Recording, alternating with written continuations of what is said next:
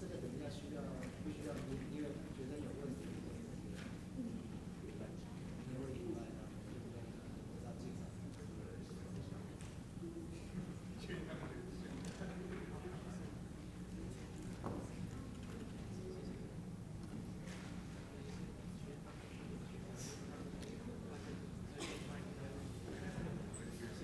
哎，不。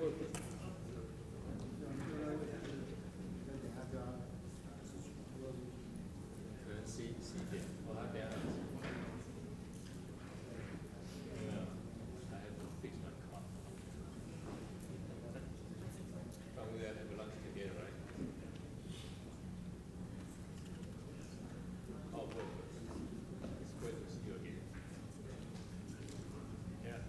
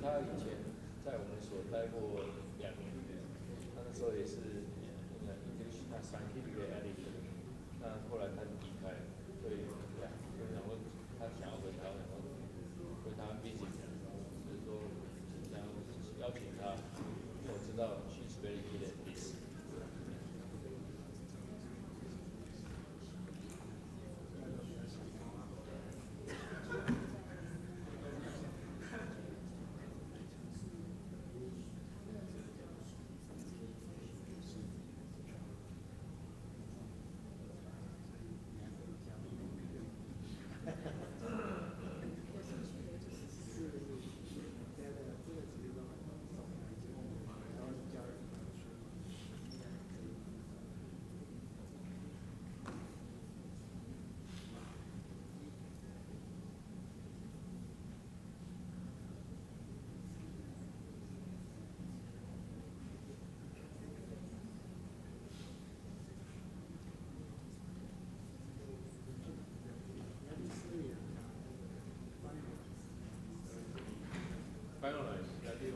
月8号、9号。其实主要是王慧君，他找了院里面的一些 PPI 提取。如果你要 detail， 我请他的秘书，要不要跟好，我请他跟你联络。那个 program 都已经弄好了，没关系，今天我会请他的那个秘书是王乃琛，我请他跟你联络。对对对，我不清楚，因为吴子兄的学生就在那边。对对对。OK， 还没。OK， 好，我请他跟你联络，然后。所以你知道他？ OK。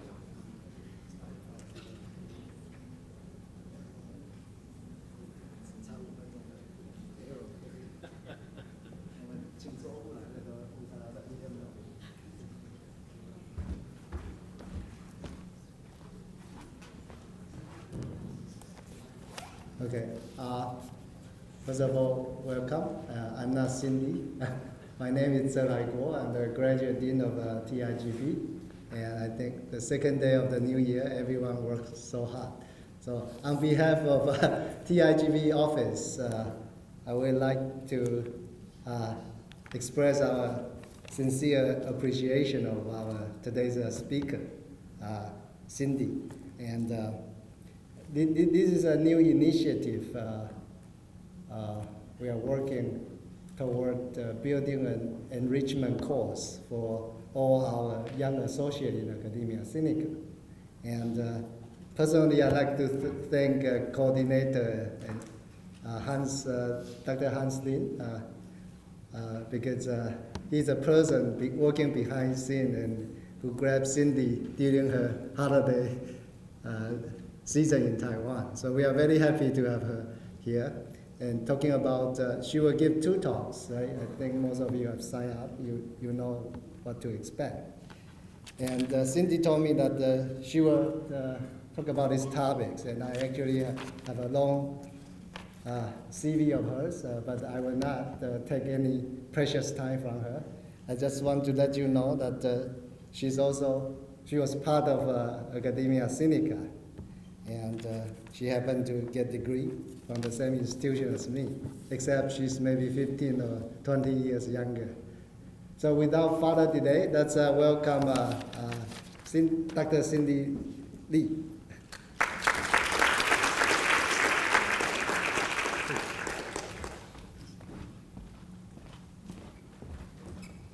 Thank you for that introduction. Thank you all for having me here. I'm really excited to be here. So Happy New Year. Let's get started. So my name is Cindy, and we'll talk about this whole job search. What are we looking for? And let me let you know that today we'll talk about how to set goals for yourself, how to identify interesting job openings, how to make sure your application makes sense for that particular job, and how to network. And at the end, we'll talk about any kinds of questions you have. So let's talk about who I am first, because I think my story will help you understand how I approached my job hunt in the past. I went to college at the University of California, Berkeley, and my undergraduate research was in sorghum. So how many people know what sorghum is? Yeah, it's a pretty big deal in Taiwan, right? 高粱酒. So I was not researching sorghum for alcohol. I was researching sorghum to make it more nutritious. Let's just be clear. We were genetically engineering sorghum because in many places they grow sorghum and eat it as a staple crop, but maybe there's drought, or maybe there's flood, or maybe you're not getting the nutrients that you need, and we want people who can continue eating the same kind of food they're used to, but derive more nutrients from it.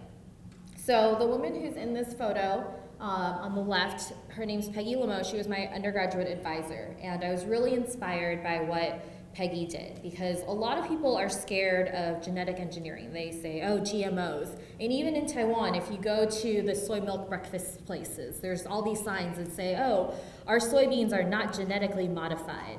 A of all, that's false. Most soybeans are genetically modified. Anything that's sexually reproduced is genetically modified. So why are we so afraid of genetic engineering? And I saw that Peggy, who was a university professor, so she's very busy with research, with teaching, with running her lab, she handled questions from the public anytime they asked. If the journalist called, if a local gardening club called her, she was very willing to answer their questions.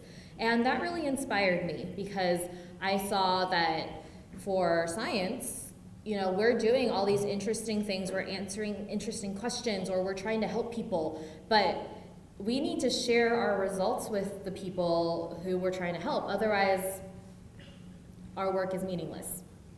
So I thought, well, I need to follow this path. If I have some interesting opinions about science, no one's going to care unless I also have scientific training. So that's why I decided to pursue my PhD. So at that point, I went to Ohio State, our alma mater, and you can see my advisor there was much taller than I was. And so I think many of you are also doing your PhD right now, and sometimes you might feel like your advisor is this giant. They might be a literal giant, or it might be someone who is just mentally a giant. They're so smart and they know everything, they know all the literature, and it can be a little intimidating.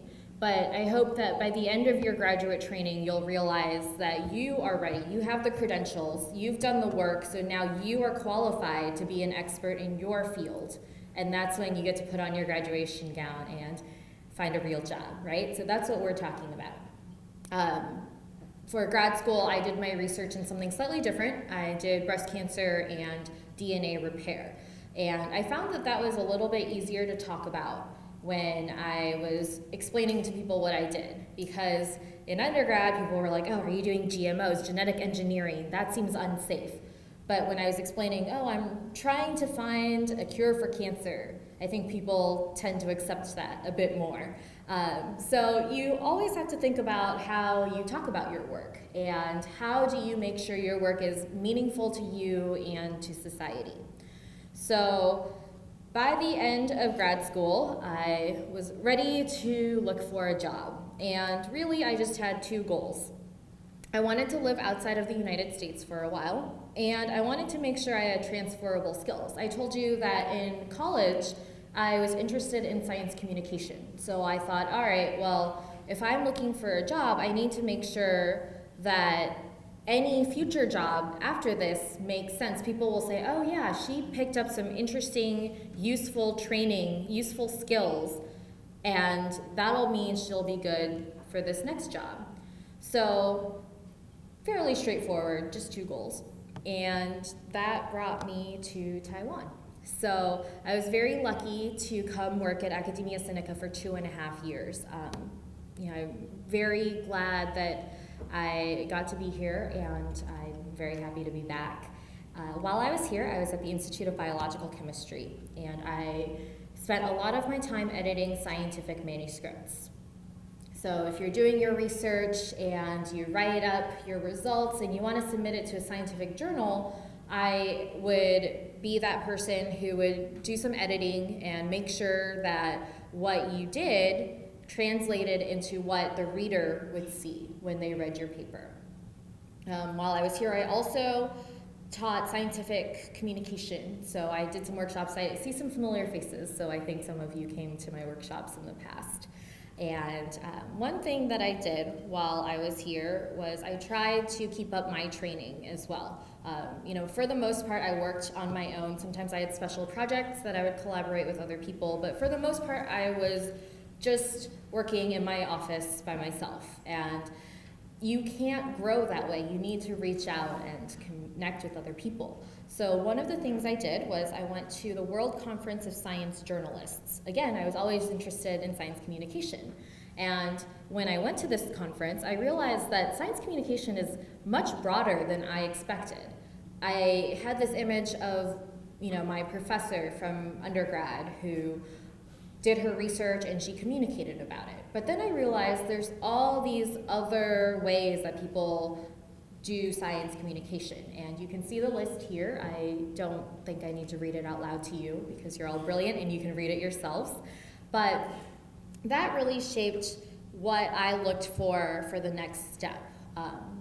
It made me realize that if I searched for other jobs, I could type in not just science communication, I could type in journalist, or I could type in any of these other terms, and maybe that would find some other interesting possibilities for me to consider.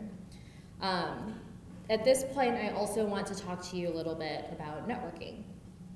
So it's very important not only to accept help from others, but also to help other people when possible.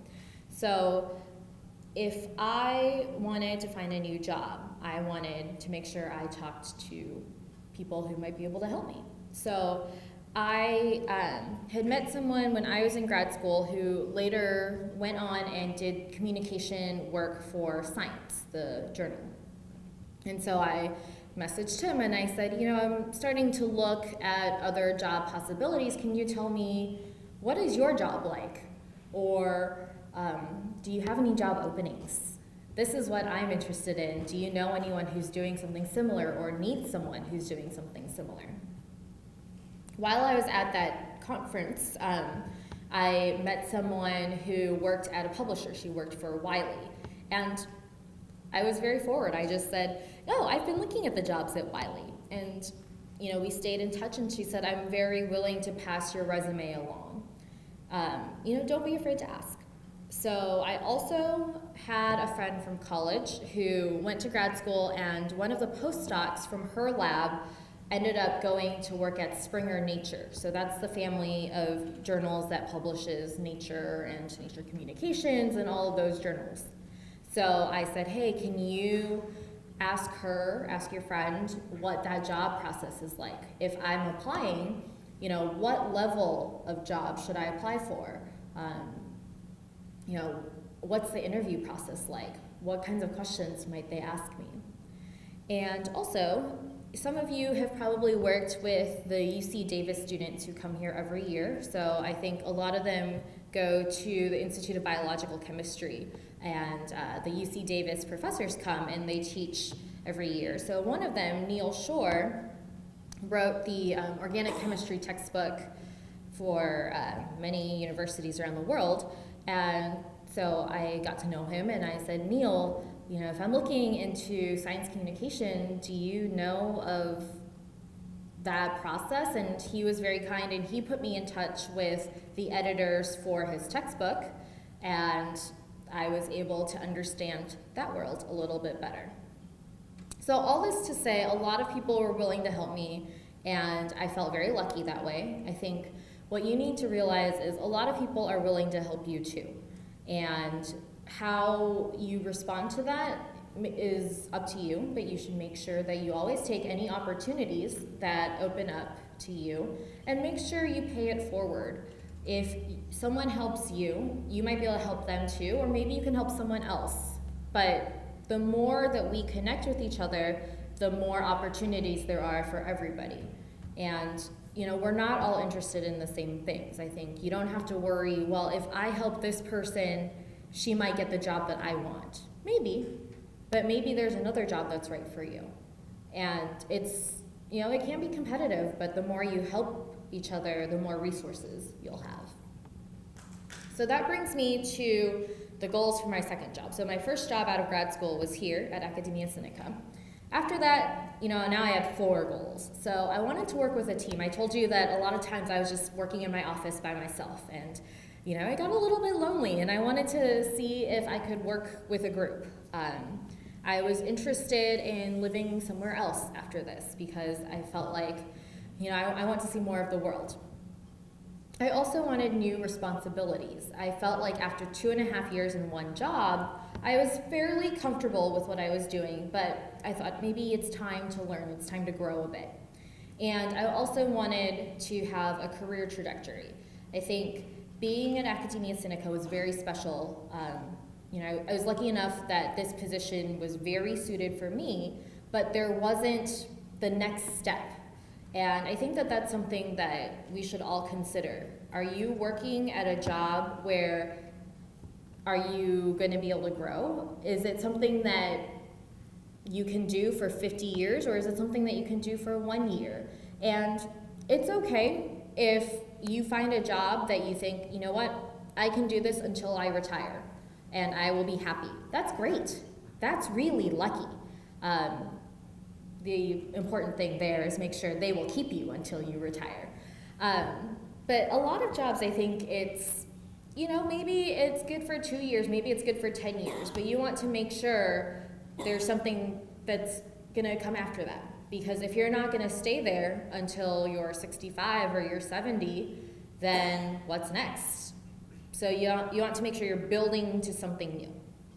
So with these goals in mind, I applied for various jobs, and one of the search terms I used was science communication in San Francisco. But I also connected with the acquaintance that I met who worked for Wiley, so I applied for some jobs in science editing with Wiley. I applied for jobs at Springer Nature because my friend's friend worked there, so I could find out more about that process.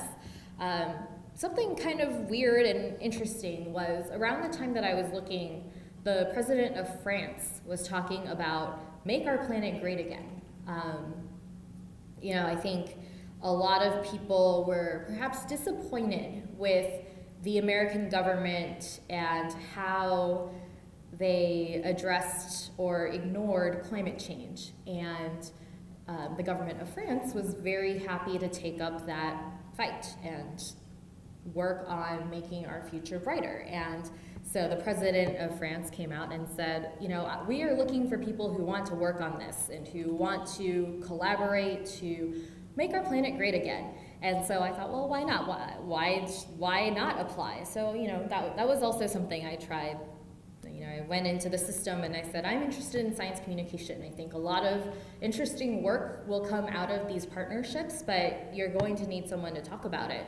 So, I tried that too. So what I want you to take home from that is don't be afraid to try something kind of wacky, something kind of weird, because you don't know where that will lead. Ultimately, I did end up going back to the San Francisco Bay Area, and now I work at Lawrence Berkeley National Lab as a science communicator. So I think this is perhaps enough about my journey. Now I want to help you. So let's talk about how we look for jobs. I've talked a little bit about what my goals were during my job search, and I hope you all go home and think about what you want in your job search. Is it very important that you do one particular kind of work? Is it very important that you're located in one city, or is it very important that you find a large group or find a small group? Do you want a boss who is around all the time? Do you want a boss who's never around and you have a lot of independence? We all have different working styles. I told you before that I got a little bit lonely when I was just sitting in my office all by myself. But I think for some other people, that's a dream come true. They don't want to talk to people, right? So that's okay. If that's what you want, you need to know that that's one of your goals. Maybe don't work somewhere where you have to talk to people all day. So with that in mind, let's talk about the job hunt. So one of the things that I looked for, you can just go into Google and search some general terms for what kind of job you want or what city you'd like to live in. Or you can go directly to a particular company or a particular school or a particular organization. So in this case, I just pulled up this example from where I work now. I work at Berkeley Lab. So if you go to Berkeley Lab, the job site, in this case, I just did a search for communications, and I found some examples of different kinds of communications jobs. But I don't want to assume that you guys are all interested in science communication. So for the purposes of today's talk, let's do a postdoctoral fellow. So I think maybe some people here might be computational biologists. At one point in my life, I thought maybe I could be a computational biologist, but that didn't end up being the case. I'm very happy with what I'm doing now. So let's pull up some key words from this job posting. So postdoctoral fellow. I think a lot of you are probably PhD students, is that right? How many people here are PhD students? All right, so out of those people, how many people think you want to do a postdoc after grad school? Okay, not everyone, that's cool too. And let's see what in this job description might be useful information. So some key words in here are Berkeley Lab's Molecular Biophysics and Integrated Bioimaging Division, blah, blah, blah, blah, blah. This postdoctoral researcher will conduct computational research in the area of diffuse X-ray scattering and X-ray and electron tomography. So someone who's in this field might say, oh yeah, I know how to do that. Or, oh, I don't know how to do that, but I think the lab next door knows how to do that, and I've always been interested in doing that.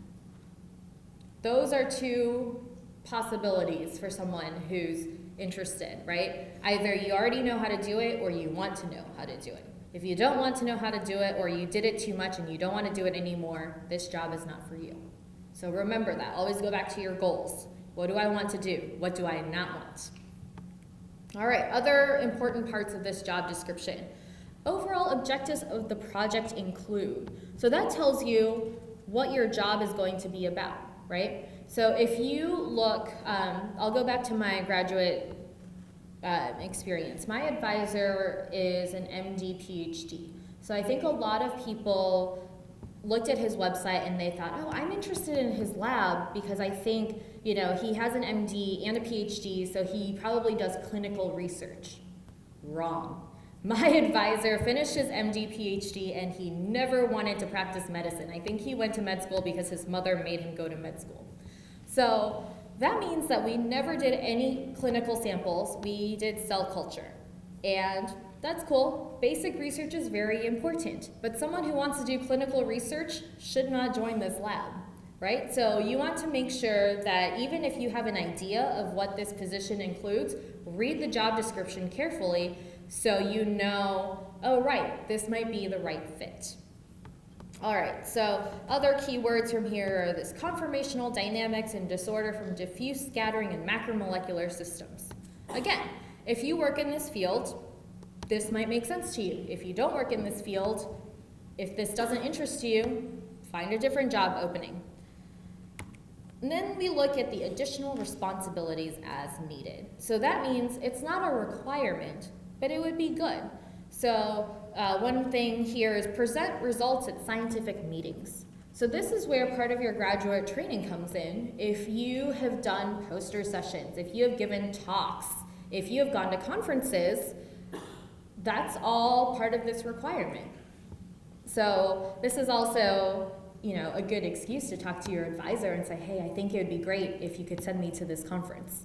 But your advisor is not just going to waste his or her money on you unless you have a good reason, right? So you should probably have some results to bring to your advisor and say, I would like to go to this conference and present these results. So always make sure you have your evidence or your reasons, your rationale for your research and for what you're asking your advisor to support you in doing. All right, so what is required? Because before we talked about the additional responsibilities. Now we're talking about what's required. So this is a PhD in biophysics, physics, mathematics, chemistry, or a related field. This is also very important because you might have a degree that's pretty much what's required, but it's not biophysics, physics, mathematics, or chemistry. You are still qualified for this, okay? A lot of people think, oh no, my major, my degree isn't listed, so I can't apply. Always apply. If you're interested, why not try? You know, it'll take you a bit of time to put together your application, but if you don't apply, you're never going to have that opportunity. Always try. All right, other skills that they might want. Programming. I wave my hand because I told you I once thought I might be a computational biologist, but I never got into the programming, so programming. So, two major parts of your application that we're going to talk about today are your cover letter and your CV. So let's talk a little bit about the cover letter. You don't want it to be very long. You want it to be about 1 page. You know, if we're talking about postdoctoral fellow positions, it's usually an application that goes to a PI. And PIs are very busy, we all know that. So we don't want to waste their time. We want to give them up to 1 page of information and you know, make sure it's easy to read. So, dear Dr. So-and-so, all right, here's step number 1. Who are you applying to? You know, sometimes it's hard to tell. So the job description that I just showed you, it didn't say, this will be your boss. But sometimes you can figure out who the boss is. Or sometimes you're really interested in this particular lab, so you email that PI directly. This is the first sign that you've done your research. You know who you're talking to. All right, so if I were applying for a job in Hans Lin's lab, but I accidentally wrote, Dear Dr. Lee, he's gonna think, you're not interested in my lab, you're just sending out a random letter and you're hoping that I'll, skip over it and hire you anyway. No, you wanna show that you care, you've done your research, this is really the job for you. All right, next, I am writing to convey my interest in. So sometimes that particular boss or that particular group has multiple jobs available. So you want to be clear, I want this job. This is the one I want. All right, what's next? After completing my PhD in biophysics. So this is pulling key words from that job description. The job description is your friend. It's telling you what you need to know. So you want to make sure you repeat that so that they know. You don't want this person to have to guess. Because if you just say, hey, I think your work's really cool and I want to be there. Great, but no, I want this particular job and this is why I'm qualified. All right, pulling in more information. So all that programming stuff I talked about earlier. I used Python and C++ and CUDA. So this shows you know what this job is about and you can do it, all right? Also, more of the keywords from the job description. Diffuse X-ray scattering experiments. And here I also said, our manuscript has been accepted for publication, blah, blah, blah. So your cover letter should be short and clear, but you can show off a little bit. You can say, yeah, this work has been vetted, it's been peer reviewed, and we're publishing, or we already publish, okay? And you want to make sure you connect it back to that advisor. It's not just, hey, I'm great, you should hire me. It's, I'm great because I can do this for you.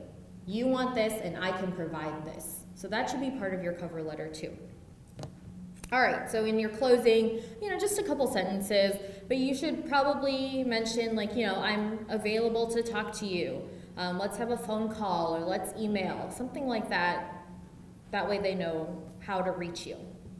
So, I think we went through that pretty fast because we don't have that much time, but I believe Angelina already emailed these slides to you, or if not, she will send them out later. So this information is available for you later. So don't worry, don't panic.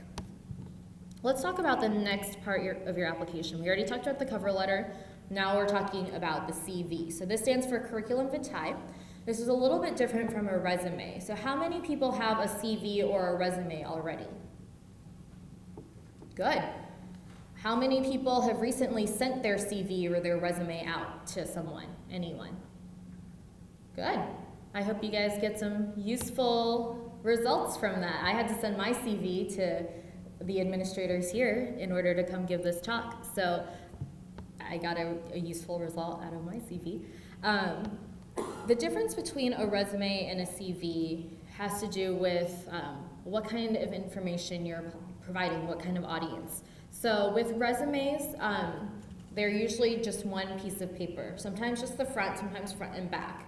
And because it has to be pretty short, it's just one piece of paper, people have to get a little bit creative. Sometimes the writing is like this, or they have 2 columns or whatever. Your CV doesn't have to be fancy.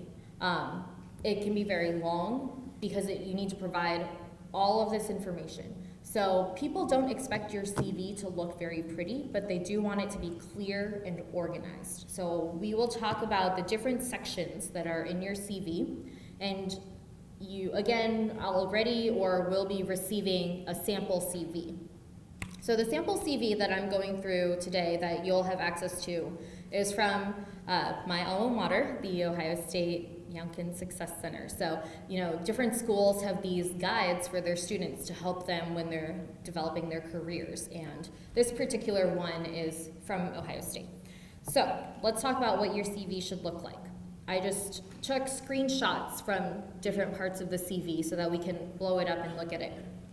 First is, who are you? This is very important, right? I want to make sure that if I'm grabbing the CV to read, I know who this is. If someone applied for a job but I don't even know their name, how am I going to call that person and say, hey, I want to interview you? You need to know how to reach this person. So, your name, your institution, how to reach you, your address or your phone number or your email address. All right, So next, your education. So in general, as we go through this, you'll notice all of the information that's the most important is on the left, and it's bolded. So this person got their PhD at Indiana University. So Indiana University and PhD are both on the left, and they're bolded, right? That's how you know this is important. On the right, it's where this university is located and the date that they got their degree. Kind of useful information, not important, or not as important as the institution and the degree. This kind of goes back to that job description where we saw that it was required that someone had a PhD, right? So if you're required to have a PhD, you want to make sure that the hiring manager knows you have a PhD. That's why it's bolded. Next, your research experience. So if you go on the Ohio State website, in that particular section, they actually have two examples of CVs. They have research CV or teaching CV. And I looked at them both. They contain the same information, but they emphasize different things. So if I am applying for a position where I'm doing research, I want to make sure my research experience is at the top. It's easy for them to find this information. But if I'm applying for a job where I'm teaching, I want my teaching experience to be at the top. So think about what kind of job you're applying for. What information should be closer to the top? What is the most relevant information? And that'll help you organize your CV. And same thing, so for your research experience part, if you're applying for a job that has research as the primary responsibility, you might want to explain like, yes, I'm really interested in what you're researching. So that's where you can use some of those keywords from the job description. So if I'm applying for a job that really requires a lot of X-ray tomography, for example, maybe put that in my research interests. It matches. Next is your work experience. Again, the important information should be on the left and it should be bolded. So I'm just repeating myself, but hopefully that'll help you receive the message.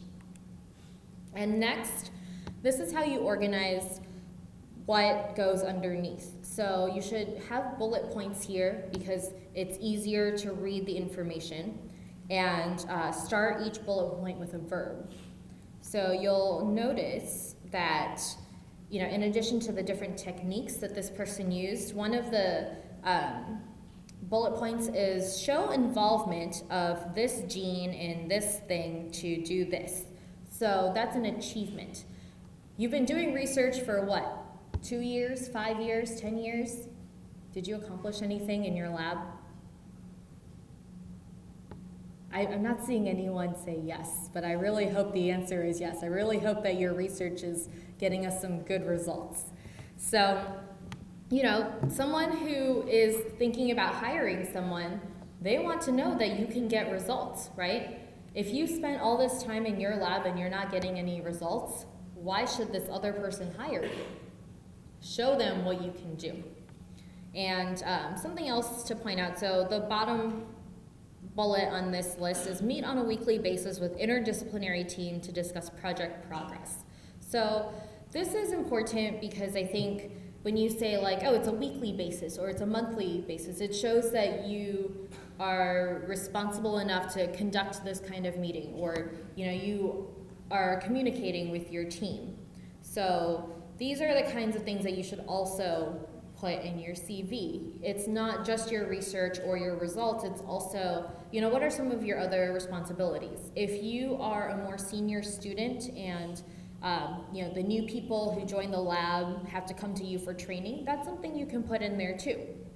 Because that also takes time and skill, and if you can teach someone how to do something, it usually means that you're pretty good at doing that thing too. So also the technical skills, this is a good time to pull in some of that job information.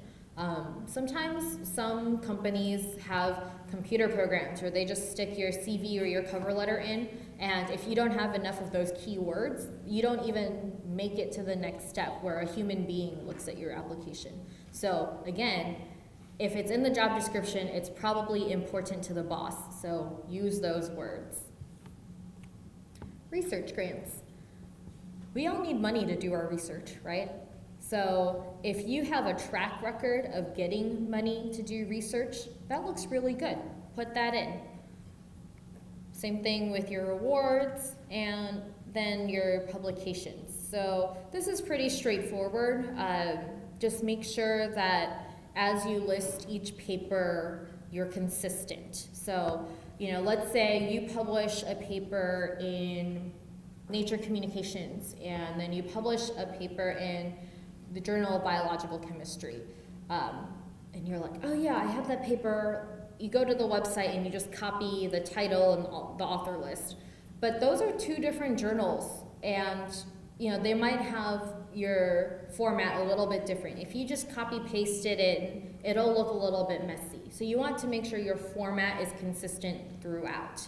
And it would be great if we had 10 first author papers coming out of grad school, but I don't think that's very realistic. You might be in the middle for some of those. So make sure you bold your own name so that they can find you.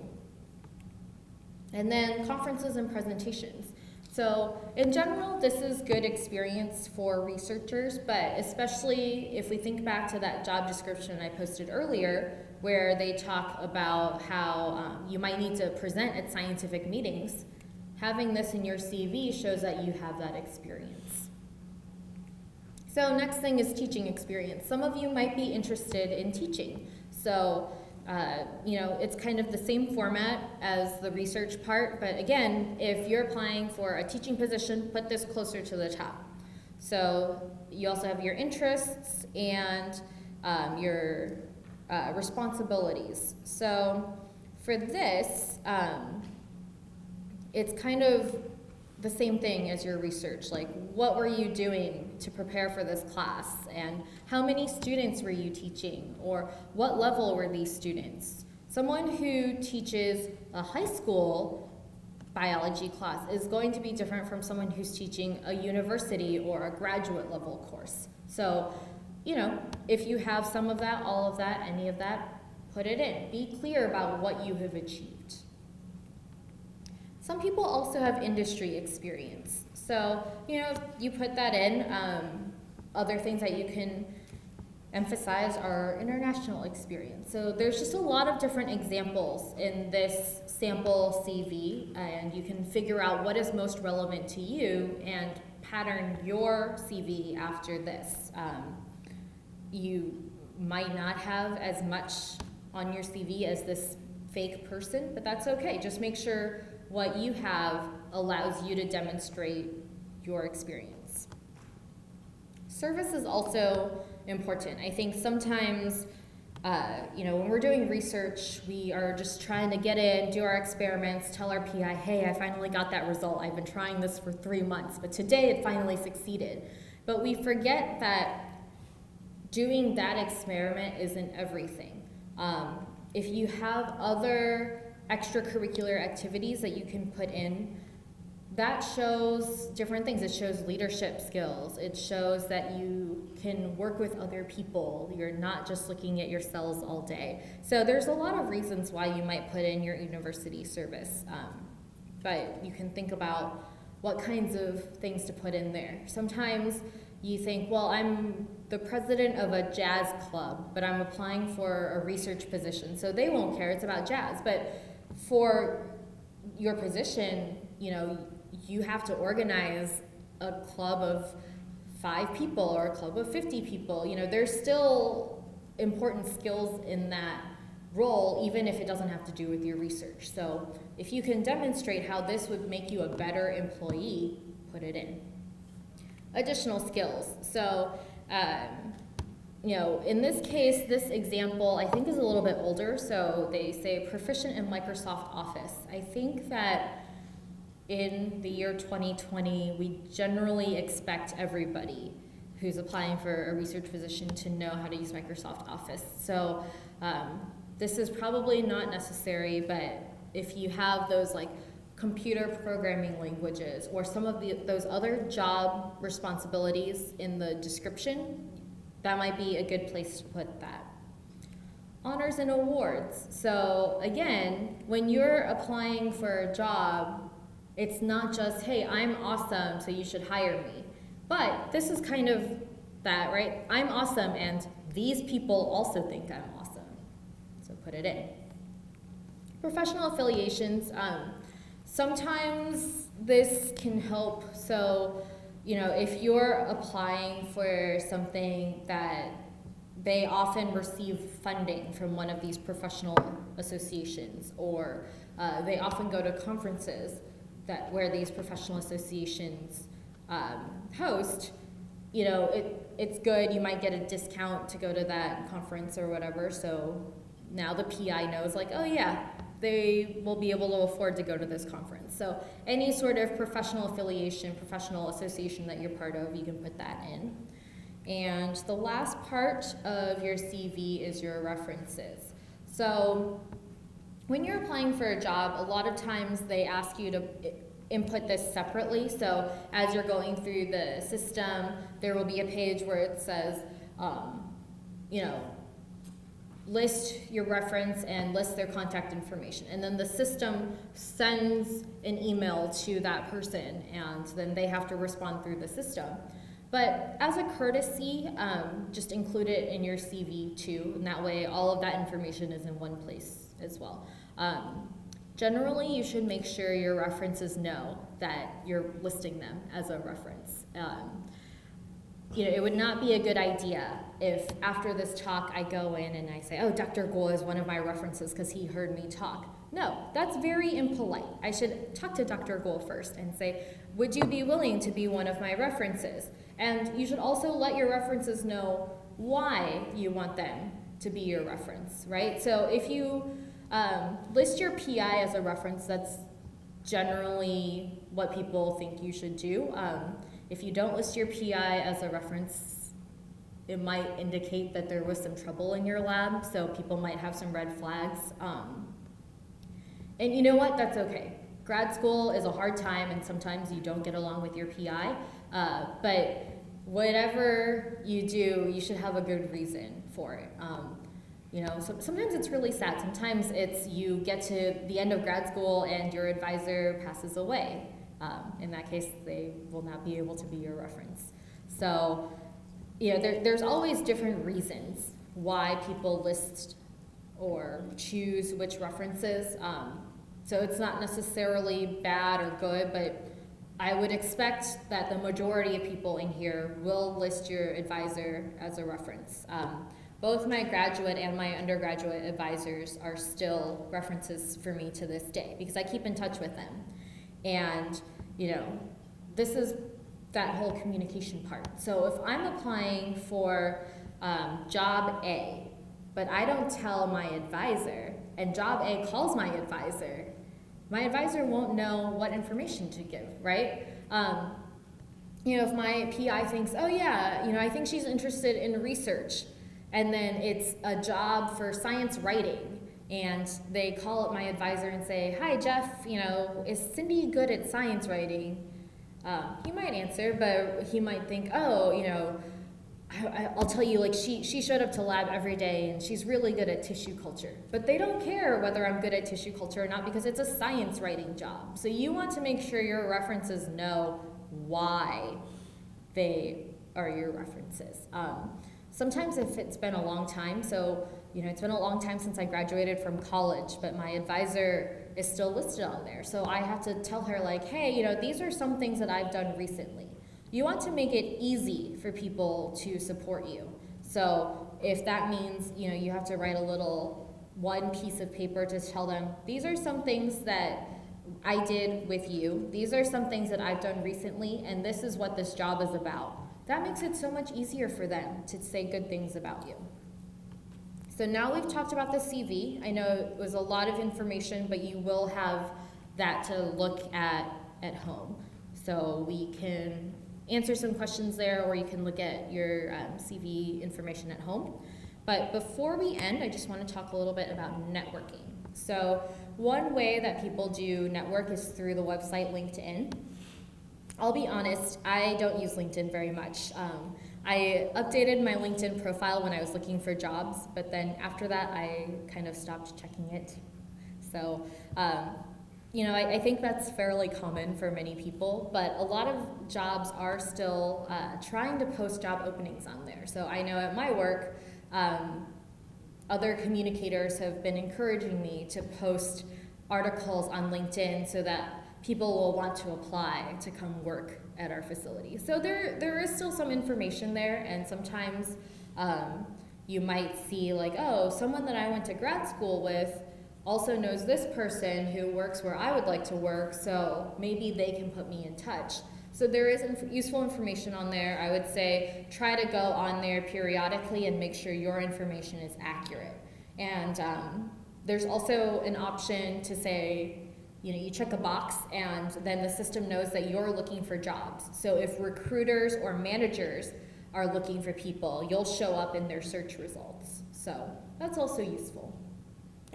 Informational interviews. So, we all know about interviews where, let's say I'm applying for a job in Dr. Guo's lab, and he said, oh, the CV looks okay, I'll call you for an interview. So we all know about that kind of interview. But do we know about informational interviews?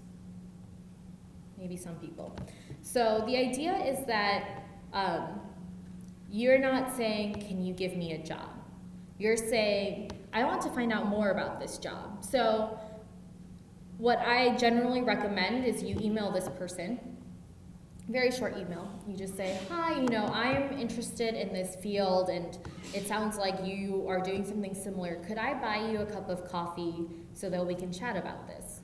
So you're indicating that you're not asking for too much time, right? It's maybe a half-hour chat, and you're not saying, hey, I need you to give me a job, or I need you to be my reference. It's just asking for more information. Generally, a cup of coffee is not too expensive, so, you're buying a little bit of their time with a small cup of coffee. But I think that's usually good, and then later on, if they know of an opening that would be useful for you, they might think of you, or that might be the beginning of a further conversation for your job.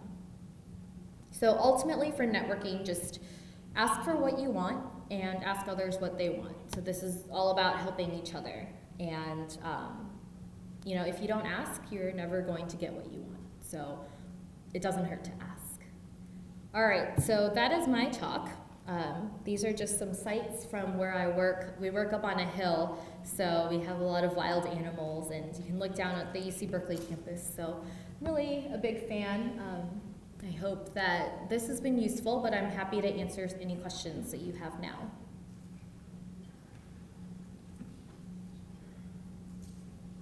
All right, everybody just think, and feel free to email me if you have questions later. Yeah, Nitish? Thank you for your talk. I have just one live question. Oh, I think you should use the mic. Thank you for your talk. I have just one live question. That do we need to mention about our nationality in CV? Because sometimes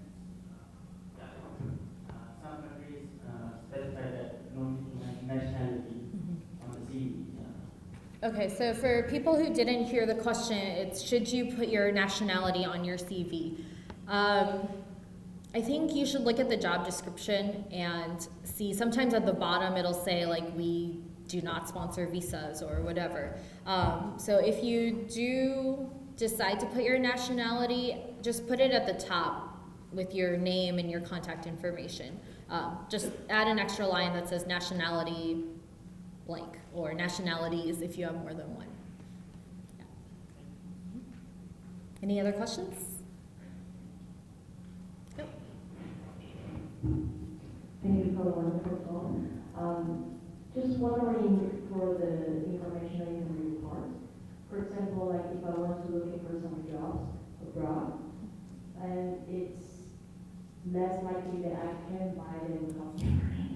So what would your advice for that part?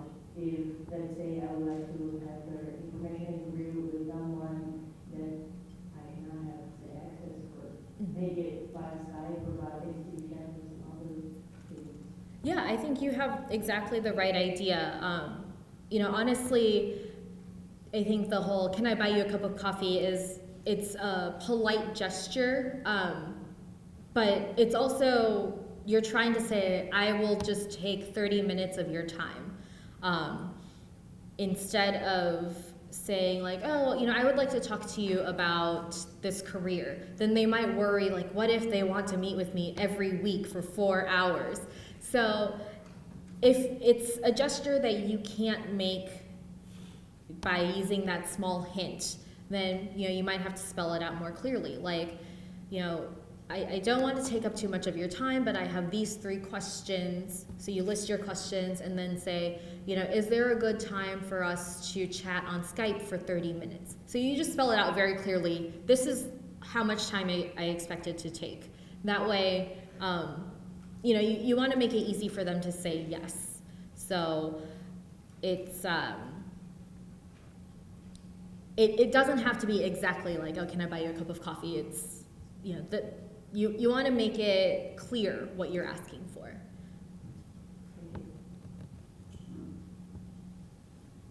Yep. Here are a few questions. First one is, in CV or resume, what kind or should I put any personal information in the document? For example, the photos, genders, ages, or even the date of birth, some kind of personal information. This is question 1. Okay, let me answer question 1 first, and then we'll answer the others. So, if you are applying for jobs in the United States, you should not have any of that information. So you should not have your date of birth, you should not have your photo, you should not have your gender. I know that in Taiwan it's common to have a lot of that information on applications.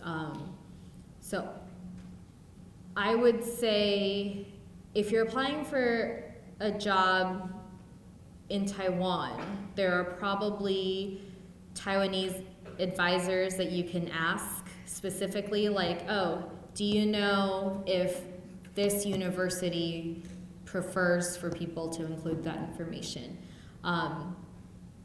I personally think that it's not a good idea. I think that a lot of times people receive applications with a photo and they start making judgments about that application, and it's not based on their experience or their education, but it's based on their photo, and I don't think that's a good way to do hiring. So I personally am opposed to that. However, I understand that in Taiwan sometimes that's the custom, so I would ask that. Certainly not in the US, and it's illegal in the US to base your hiring decisions on whether someone is a man or a woman or how old they are. So you should not include that information. I will say that when I was living in Taiwan and I was applying for jobs in the US, I did make sure to add at the top, native English speaking and US nationality, because I think sometimes people thought that they might have to sponsor a visa or something. So I did include some of that personal information, that English is my native language, but I wouldn't recommend having that other information. All right, question number 2. Second question is, because PIs are very busy, so sometimes they want to get a reference you provide, and the PI sometimes just ignore any emails they don't familiar with. So what happens if my PIs ignore the request email, and maybe I should ask the people to let me forward their request, or they just directly email to my reference? So that's a good question. I think that generally the kinds of jobs that you'll be applying for, they also understand that sometimes PIs are not great at communicating, and it's fair for you to tell them, like, this particular reference might not be as responsive over email. Please let me know where you are in the process, and I can nudge them for you. So I think generally, if they are checking your references, it means that they already have a good feeling about you. So they're open to more information from you. So if you're at the beginning of your application, you've only just sent it in, I wouldn't then send in the application and also email them, by the way, reference B is not going to respond. I would wait until they've already talked to you a little bit and then tell them, hey, if you're checking my references, I know reference A and C check their email often, but reference B might be harder to contact, so let me know if I can help contact them.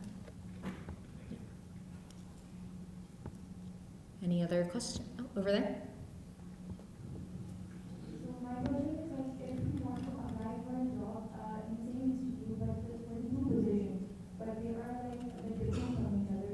So is it okay, or people want negative feedback one job is for science communication and another is to work in the lab. So they are different. So is it okay, or can you do that, or is it negative impact for the person? So I will answer from the job applicant perspective first. Is it okay to apply to 2 different jobs at the same organization? Like one is research and one is science communication. I think, yes, it's okay. You can be interested in more than one thing, and you should definitely maximize your chances. So if you only apply to one job, you only have one chance. If you apply to 2 jobs, you have 2 chances. So yes, you should definitely do that. From the organization's perspective, that's a little bit harder to say. I know at my organization, they think it's good. Again, it's, yes, obviously you are looking for a job, you should apply to multiple jobs. I think that sometimes people worry that you won't be focused. So if you are applying for 2 different positions, when you write your cover letter and if you interview, you should make it clear, like, yes, I'm interested in this, but I'm also interested in this. I am passionate about both, and I will do a good job. I will give 100% in this job. I think that's fair. We are humans and we can have many interests. So you just want to make sure they understand that you're equally interested. If they have the sense that you only want this job, if you can't get this job, this is your first choice, then they might not want you as much. But if you say like, no, both are important to me, I'm interested in both, then they're more open to that.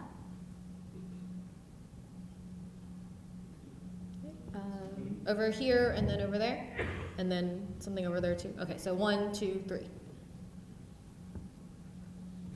you for your talk. I saw the example CV online, and I found some of them will put personal profile on top of their CV. So I didn't, and my boss said that maybe it's too aggressive. So how do you think of it? Personal profile. So is the personal profile kind of similar to? It's just a paragraph and simply summarize the CV. Oh, okay. I think that's not my style. I would recommend having that kind of information in your cover letter. I think your CV should have easy to recognize sections so they can find the information they need. I don't think that you necessarily need that summary at the top. Yeah, that's my opinion, yeah. Okay, so then one back there, yeah. Towards the beginning of the talk, you actually said that even if they mentioned that we require such and such qualification, but even if you don't have, you can go ahead and apply. So usually people ask for work experience, a lot of work in different places. So if I don't have enough, like whatever they want, can I still apply? Yes, you should definitely apply. I think sometimes people write these job descriptions and it's a wish list. It's like, oh, I wish I could have this person and this person and this person and this person. And, sometimes the way the job description reads, they should be hiring someone who's worked in their industry for 20 years. But the job level and the salary are for someone who have maybe worked for 1 year. So if it's fair for them to put that, it's fair for you to try. Always try. Yeah. Okay, now over here. Thank you for CV. Actually, I want to ask a question. As you know, CV should be longer, but sometimes they ask for 2 or 3 page CV. So in that case, what should be excluded from CV? Ooh, that's a good question. So the question is, if they only ask for 2 to 3 pages, what should you exclude? So in this case, the example that I showed you had research experience, teaching experience, and industry experience. In a shorter CV, if you're applying for something that is just research, then you could probably leave off the teaching experience, and that'll help you cut at least 1 page. So again, you have to think about what the reason is for this CV. Something else you could do is sometimes if it's too long, it might be because you're listing too many positions. So especially if you've been working in research for a long time and you've had 3 different work experiences and you put your rotations in there, maybe just put the 2 most recent positions, and then after that you can write like from the year 1995 to the year 2005, other research positions, please contact me. So it indicates that you still have experience. It's not a large gap, but that like for the purposes of the length, you are editing it out. And also, if your CV is getting too long, you can look at your bullet points under each section and think about how to summarize some of that. All right. Yes? Thank you for it. Thank you for the wonderful talk. So I want to ask you about, for a Skype interview, what I need to expect the questions, the possible questions from the PI, so that I can prepare myself for the interview. Mm-hmm. Thank you. Okay, so the question is, if you're doing a Skype interview, what kinds of questions might you expect? And this is where you should do your research online first. So if you're applying for a postdoc position in a lab, I think a lot of PIs will ask very similar questions. So in that case, you should practice with your lab mates or other people, like more senior students who have gone through the process. So with that, even though it's on Skype versus in person, they'll care about pretty similar things. It's probably about like what kinds of projects you've worked on, what kinds of techniques you've worked on. Are you familiar with the kinds of work that they do in that lab? And then for other kinds of jobs, if you look up the company name and job interview on Google, usually you'll find a lot of information. Or if you just look for job interview questions. So, when I was doing this search, I found things like, generally they'll ask like, oh, can you tell me about a time where you had to resolve a conflict? Or what's a challenge that you had to overcome? So for whatever question they ask you, just think about how you can give one example and how to tie it back to the kind of work that they're interested in. So, for example, if it's what's a challenge that you had to overcome? Then I can say, at my previous position, we had to complete a 50-page report in 1 day, and that was a challenge. So then you have to explain the steps that you took. So first we organized a plan and we assigned a task to each person and we checked in once every 2 hours to make sure we were on track. And there was one person who couldn't finish her part, so the rest of us helped with that part. And so at the end, you connect it back to the job where you're applying for. So, when I join your team, if you have similar reports, I am used to the kind of organization that you have to do to finish this kind of report. So again, you use your personal experience, but you want to connect it to the job where you're applying. Okay? All right, I think we are probably out of time now, but feel free to email me if you have any more questions.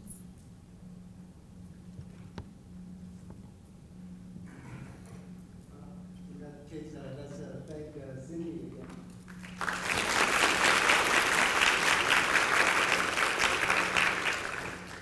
And there's an additional piece of information I'd like to provide to the audience. I think our office is in the process of purchasing one of the softwares on Natural. What exactly? It's called Natural Master Online, and we are almost finishing the procurement. It will be open to everyone working in academia Seneca. And that is a quite comprehensive online courses, and they touch some of the issues Cindy mentioned. So stay tuned and check your email. And Cindy will have another talk On Monday the 6th. next Monday. So I trust most of you are registered. And yeah. So, and Cindy will be here for a few days, right? So do email, and our office should make the slides available. I think you are ready. For those of you who are registered online, we have your contact, and you can send the link. And if you did not register, just pop in. I think you can leave the message in the registration.